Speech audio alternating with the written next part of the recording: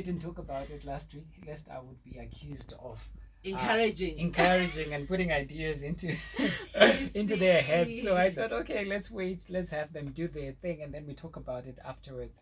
So in Teen World, they love taking pictures, photos, videos everywhere. You find them posting on statuses, on their TikToks, on their timelines, all of that. But oddly, there's one event that isn't as captured. You don't get to see much of it on their timelines. You don't get to see much of it on their statuses. And that is Valentine's. And that's for obvious reasons, because generally teens are not allowed to date. So they want to do their things away from the cameras, because if they put them on cameras and put them out there, their parents are going to find out, and then at the end of the day they're going to get into trouble. So I'll start by just sharing some of the stories that are never told. Teenage dating is something that didn't start recently. It's always been there. It's age old. But what happens is that when people grow old, they rarely share the stories accurately. Like, they just share bits and pieces. Normally the stories are edited because they want to project themselves in good light as adults, so they don't share like all the nitty gritty. So there are a lot of stories that we never get to hear about love affairs during this teenage phase. So I was listening to an interesting story. So I was talking to one of my nieces, and I was just asking her how it was at their school. So normally when you ask questions like that, you're not told about the person, the individual person. You're told about like other people. They don't tell you about their own stories. They tell about other stories, yeah, other stories, people's other stories. students. So there was a funny story that I actually had. So there's a 14-year-old girl. She receives like a very big um, uh, bouquet of flowers. So she obviously, everyone in the class knows who she's dating, and they know who the flowers have come from. So people celebrate, talk about it. And then on that particular day, there was a prefix raid. So those prefix raids where prefects come and then they like take illegal things. So they collected everything, including the flowers. And then she was so cross about it. She was like so mad, and it was very emotional for her that she went to the head mistress office to actually complain about what had happened. So just imagine this. This is a school setup.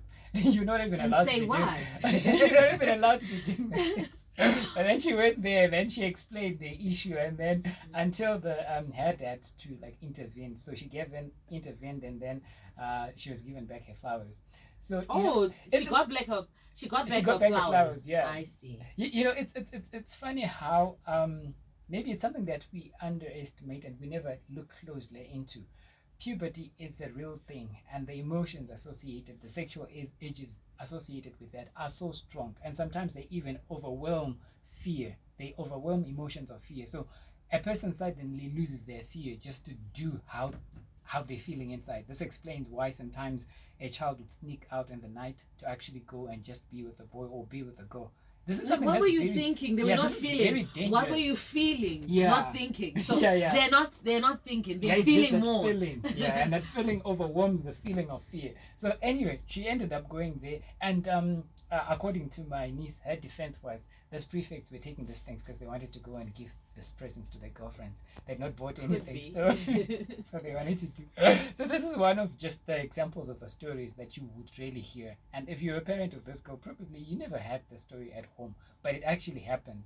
And then there's another one that I would share, very sensitive actually. So what happened was a group of girls were discussing about nudes and all that, and then they were like sharing their boyfriend's nudes. So this girl didn't have any nudes like from the boyfriend. I think this was 15, 16 thereabout.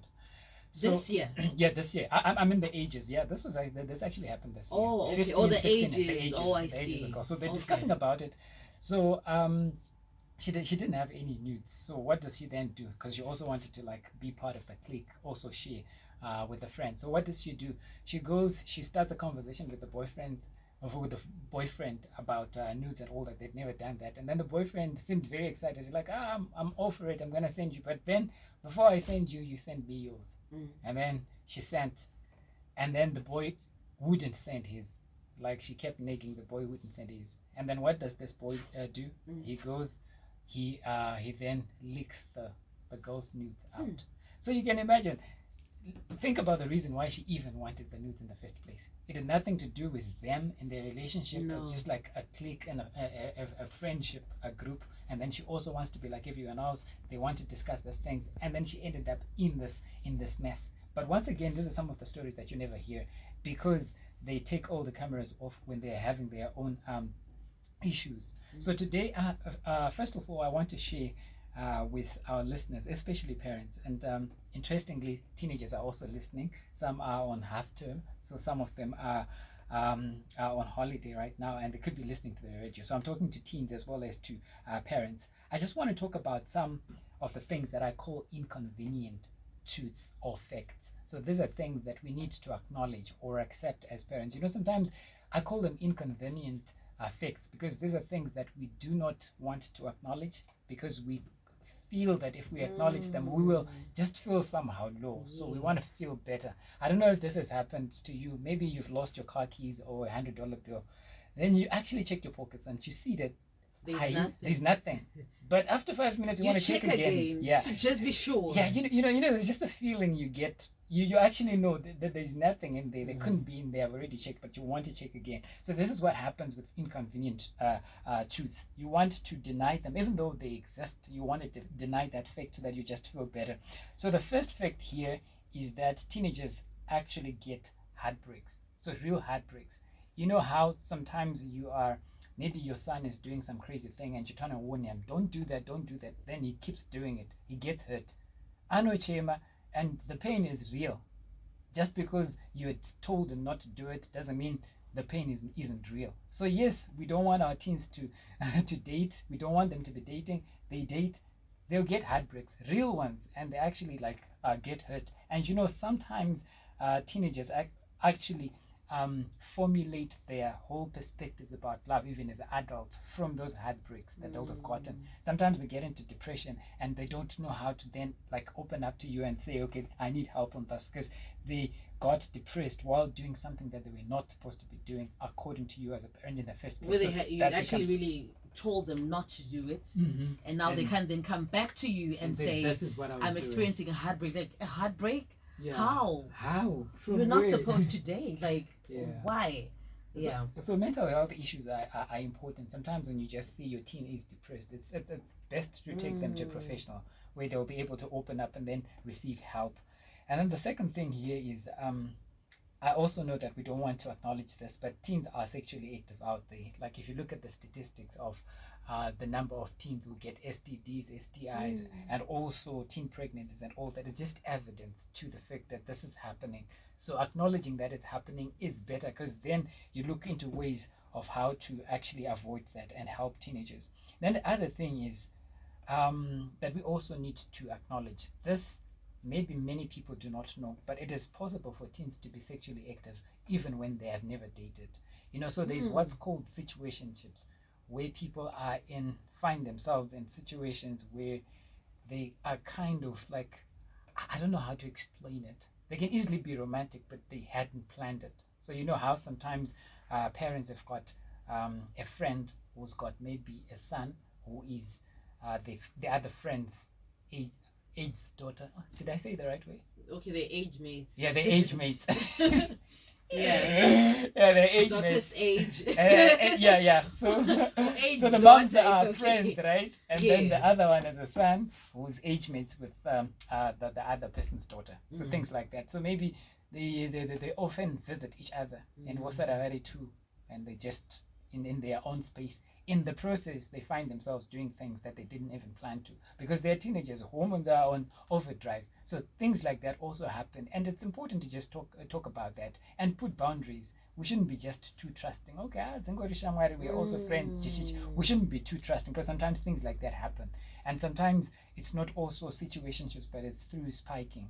You know how someone's drink can be drugged, and then because now they are drunk, somebody takes advantage of them, or because both teenagers are drunk, they end up doing stuff that they never planned. So these are people who were not dating, not planning to, but they end up being sexually active. Those things also happen, and we should acknowledge, so that we actually look for ways to address it. Then the other thing here, when we talk about teen dating, it does not always involve two teenagers. Sometimes there's an adult involved, and we normally don't want to talk about that. We always put the blame on the teenager, but sometimes it's a 16-year-old who's dating a 25-year-old. Yeah. So there's an adult involved, and we do not say anything about the adult. Yet the adult is the one who's actually controlling the whole thing, and we should be talking about it. And so influencing, and wrongly influencing the teenager. Yeah, influencing the teenager. So sometimes that happens also, and we should know so that we do something about it. And then given this inconvenient effects, I'll talk about what we can do as adults in general, and also as parents if you've got a teenager. So number one here, I said it's important to hold your assumptions lightly, because what happens is a lot of times teens are brought to me for sessions, and even when a parent has given me the background, I will not work based on what the parent has given me. I first of all want to understand the teenager, because the parent may be working on assumptions, may be working on what the child has told them because they are afraid, but that's not actually the truth. So it's important when you're dealing with teenagers to just hold your assumptions lightly and not rely on them, because if you do, you will work on a based on a wrong foundation. So there are some common assumptions here that adults make when it comes to teen dating. The first one here is every teenager is dating. Sometimes we just assume that because this is the age, my daughter, my son is dating, and we assume that it's impossible to have like boy-girl platonic relationships. It is possible. They could just be like friends, and that's it. So sometimes I feel like we also put a lot of pressure on teenagers to date, because we're making it sound like you cannot be a teenager and not date, and this is coming from an adult. So they may end up like doing it to just be like everyone else. So it's possible some teenagers are not even dating and will not date throughout the whole teenage period. Maybe they will start in university, though it's rare, but it does happen for many reasons actually. For many reasons. We talked about that heartbreak. Somebody may have gotten a heartbreak earlier, and then they decide, I'm done with this, I'm not going to do it, and then it could be a reason. Or sometimes they just don't want, or it could be principle. They just say, I'm not going to do this, I'm not yet ready for it. Because principles are actually stronger than emotions. Because what happens with principles is something that you actually think about, maybe you write it down, and then you've got time to meditate, and in the process you're strengthening your will. So when the temptation then comes and you've already had enough time to think about something, that resolve is now stronger, and you're able to run away from temptation. We talk about the Joseph Tafadzwa Lotifa issue. The only reason why he managed to do that is he was principled. It's something that he had like. When Joseph ran from Potiphar's wife. Yes. Okay. It's not like something and then he decided to run away. He was already a principled person before that happened. So that so sometimes it's based on principles. And the other assumption that you shouldn't make is that if you are a parent to a daughter, then you assume that your daughter is always forced. So it's not always the girl child who's forced. Sometimes they're actually the ones who are making the advances. Nowadays, it's very common for girls to even ask out boys. It's common for them to make the first advances when it comes to sexual things and all of that. So don't make that assumption. And if you also are a parent to a son, don't also make the assumption that your child is the one who's starting this whole thing. Sometimes they're actually being pressurized to. So don't make that assumption. So in your conversations, balance it. And then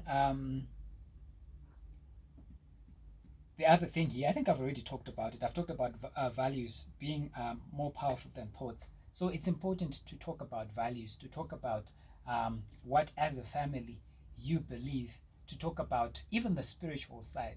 We talk, many claim to be Christians or are Christians, and then we say, Sema Christo atidaro, but like why? It just doesn't work like that. I guess you've always stated that, there should be an explanation as to why you're not encouraged maybe to do this and this and this and that, so that it actually takes root in the person, because if they're going to find themselves alone at varsity or whatever, they know they don't do it not because mom said we don't, but then because of actual reasons. So yes, there has to be actual reasons, because when kids are growing and they've gotten to teenage phase, they should now transit from borrowed values, which are your values as the adult, to their own personal values. So when you explain the reasons, they own it. And from a Christian perspective, are there scriptures to support whatever value that you want them to hold? If they are, then point them to the scriptures and they can read for themselves, they can understand for themselves, and then they've got that as a basis for not doing what you're saying they shouldn't do.